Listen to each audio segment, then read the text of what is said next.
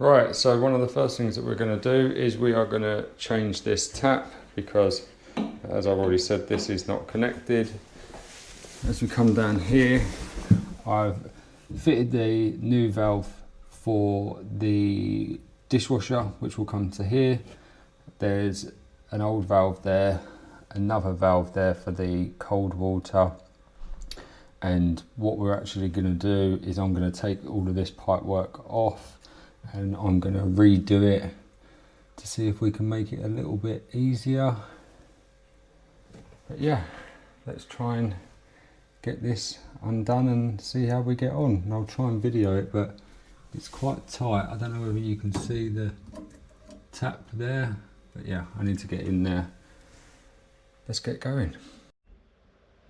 So what we need to do is we need to try and get that little bolt, if you can see here, we need to try and get that off. It's lovely and corroded, but let's go and get a socket and see how we get on. And then that will be the tap out. So, as you can see, I've already undone all of these, turned off the valves. These are just the tails hanging from the tap. We'll get the tap out and then we'll look at how we're going to replumb it. So now, as you can see, I've taken the tap out. I took the extensions off of the end to make it easier to fit through the hole. This was the bolt that I was talking about with the I don't know what you would call that. But yeah, with that bit on it, just used an 11mm deep socket. So where's that? Okay. 11mm deep socket on a nice long extension, got right up there. Using it on a ratchet means that you've got nice leverage, and whether it snaps or doesn't really make any difference if you're replacing the tap. So now what we'll do is we'll clean up this bit on the top and test fit our new tap and go from there. So we've now cleaned up around the hole.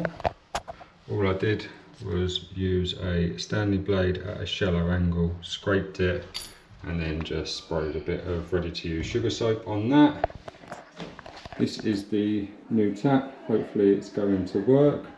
And I've taken off the bottom bolt, the washer and the rubber seal, and then also, if we've got room, this is supposed to go up there as well.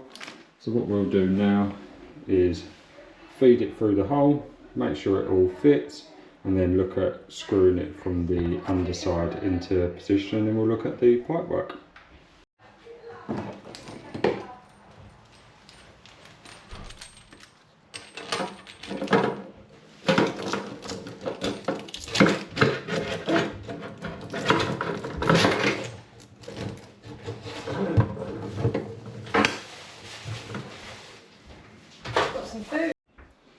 Right, so that's fitted in the hole.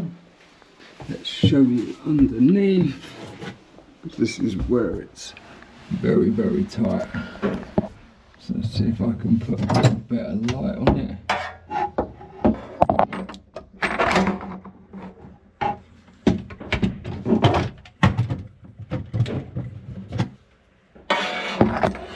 From this side, you can see that I've put the two washers, the rubber one and the metal one, then put the brass collar around it. You do that up and nip it up, don't do it up tight, and then you see there's a screw each side. You put them in, then you tighten them up, which then holds the tap in position. And now we'll look at doing the plumbing.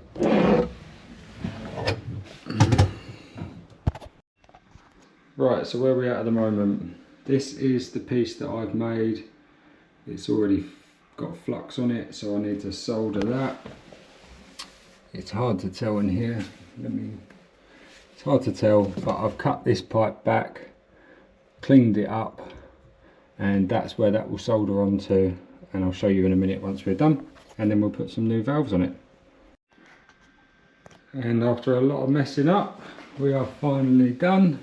So as you can see here, it's dark, it's hard for me to get this any better.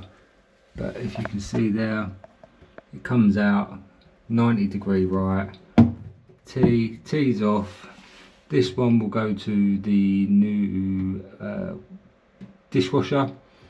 This one goes to the cold on the tap. We've got the weight here. Annoyingly, everything is so close connected, it's not actually going to function that well as a pull down tap, but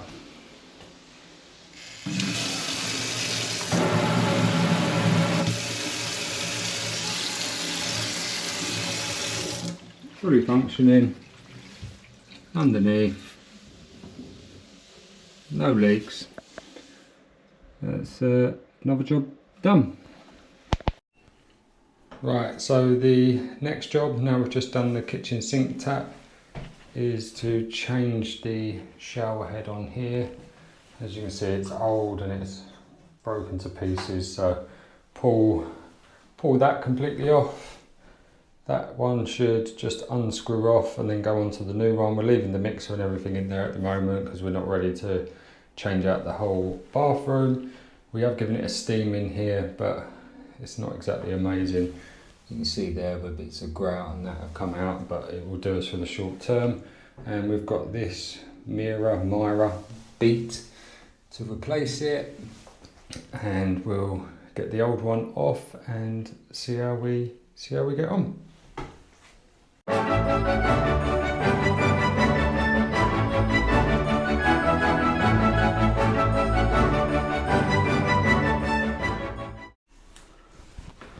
So looking at the instructions, we can see here that it says installation centre distance 630mm for the 660 slide bar, which is what we've got. So I'm going to utilise the existing bottom one. I'm going to clean up around that, and then I've just raised that up to 630. And then what we're going to do is, got these tile bits, the arrowhead ones, they don't seem to slide around as much on tile. So what we'll do is we'll get the right size out, drill that hole in the wall, put the fixing in and get the bar done. What I also did is I screwed on this hose just to make sure that this hose fitted on the old outlet that was coming out the wall. So let's drill that and see how we get on. So you can see, drilled that one, fitted this. Haven't got my Gary Neville here, so I just measured from the wall out 251mm, makes them both the same. These are the brackets, added on with a screw, added on with one screw, and then it looks like we just slide the covers over the rail, and then the rail clips into the wall, and then we'll go from there. And just like that, it's done. Now, there is a hose retaining ring that can go on there, but I find it just ends up holding it too close and then you can't pull it apart.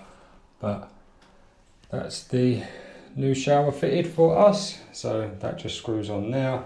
The hose just screws on. What happens with this bar is these brackets slide onto it, top and bottom, and then there's a little locking pin. You want the bottom bracket locking pin facing down and the top bracket locking pin facing up. And then what happens is you just slide one over and then the other over, and then you fully push it back together, and then they click into place. Make sure that you don't click it into place without making sure this bit is still on, and that's it. Oh, sorry, and then you get these little end caps in the bottom.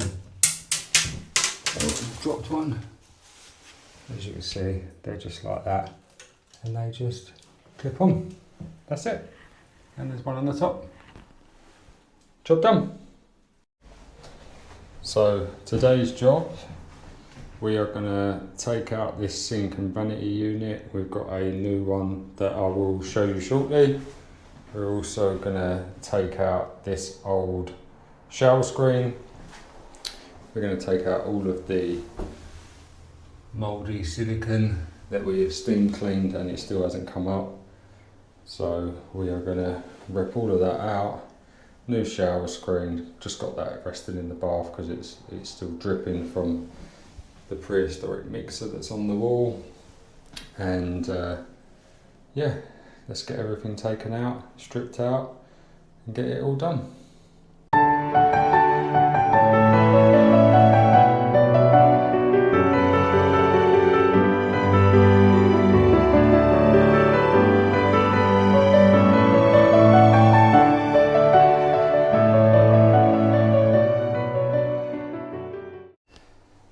So as you can see, we've taken all of this out now.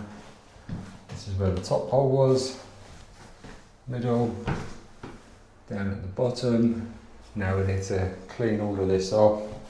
I have also sprayed some of this stuff that I've seen on some other YouTube videos. See whether this dissolves some of the sealant that's already around there. We'll use a knife and we'll scrape it all off and then start off with something fresh. Right, I didn't bother to time lapse because it's an incredibly boring job, but as you can see, we've cleaned up all of this, cleaned that up all the way around, scraped out as much as we can in the corners, all the way down to this end, scraped out this bit here. This corner was built up with tile adhesive, so just use a flathead screwdriver, broke that out so we can do that. And then what we're going to do is I'm just going to run a 3-inch bead of sealant here. Then I'm going to do the shower screen and then seal everything. And my one piece of advice, that once you're at this stage, what I like to do is just clean the area with some isopropyl alcohol, and it just gets off any grease. So we've drilled the holes out, we've put the supplied raw plugs in, or wall plugs, depending on where in the world you are. And this is the little bead of sealant that I said to put in, just a 2 to 3 inch strip. Now the reason that I've done this is, in my previous house we have had a number of silicone people come round and seal up our baths and showers and stuff like that. And they said that this is the one bit that most people miss. You have people that put sealant behind the metal bar, it's not needed. What you do is you do this bit here, and then when you fit the vertical bar, we will seal on the outside so that any water that goes in will run down along this bit of sealant and then will run into the bath or into the shower. So now it's time to fit the vertical metal bar, and then we will start doing some sealing. Right, so here's the finished article. We have the shower screen fitted. I've sealed everything. It is by far nowhere near a perfect job. All I need to do is put the rubber seal on the bottom of the shower glass. As you can see, I've sealed along this top edge. There was nothing there before. I've also sealed down there. See the lovely flooring. Sealed around there. Again, not very good. But yeah, done all of that. Literally the shower screen is held in with 3 screws, top, middle and bottom. I have sealed it how the manufacturer recommends. So they actually recommend going round the bottom and doing the inside and the outside.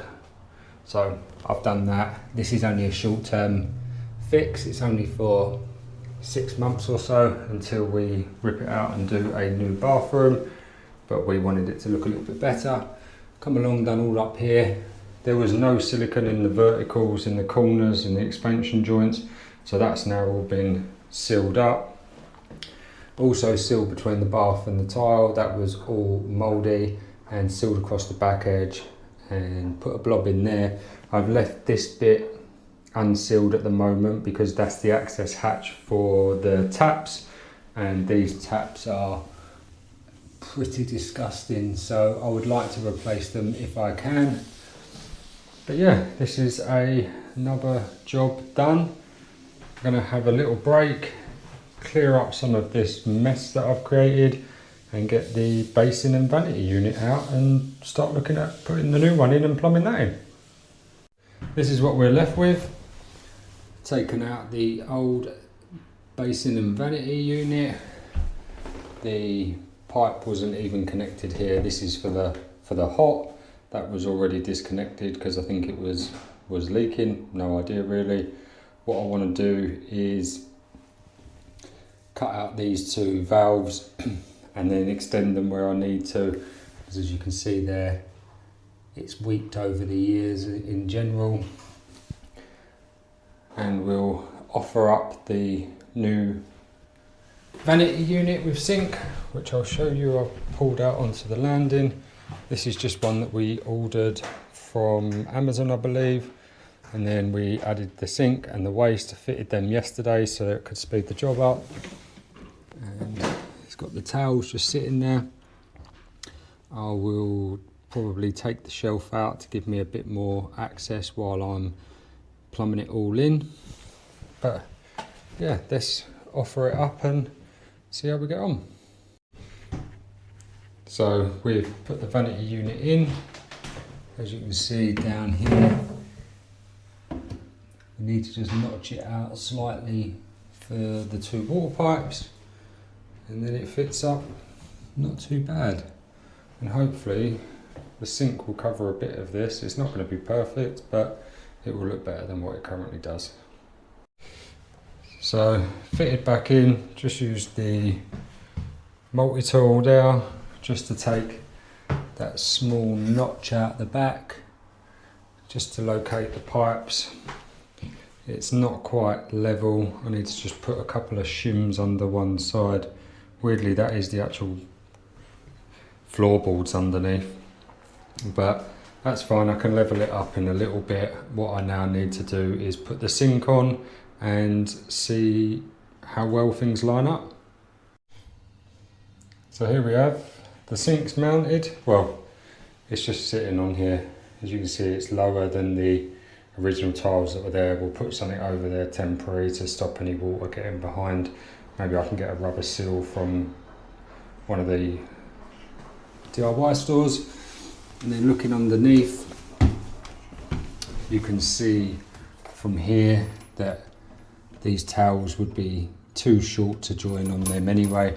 So I'll extend both of them up so that the towels can attach on. I also put the waste, the waste added on. And as you can see, at its shortest height, it's about, let me see if I can move the light around here. At its shortest height, it's about 50-60 mil below where it needs to be, which is fine because this one you can see has been extended. So I should be able to cut that bit of pipe at the back and put some new fittings on that and see how we get on. Right, so we are plumbed in and I'll show you what I've done. So if we look down the back here, soldered in 2 extensions. That's only the second time that I've soldered copper. I'm really happy with how that turned out. Put in 2 more valves. The old pipe work was actually 36 millimeters, so non-standard anymore. So I cut that out and replaced it with some 32. You can see that going outside. We've got a shallow trap where we can take the bottom off of it and clean it out if we need to. And all I need to do now is get a seal to go down the back here, put a bit of silicone on the bottom of the sink to stop it from moving around, but we've already tested it. And for the first time since we've had the house, we actually have a hot water tap on the sink in the bathroom. So really happy with that. Time to tidy it up and move on to the next job. So this is how we have ended off the day. It's taken me about 6 to 7 hours. We have got the vanity and basin in, fully plumbed, cleaned out, ready to use tomorrow. Put a bit of sealant underneath the sink to hold that in place, stop it from moving around. All I finally have to do tomorrow is when my shims come, just shim up this side to level it. And that is good to go from tomorrow morning. Sealed all around the bath, fitted the new shower screen, all ready for us to use tomorrow.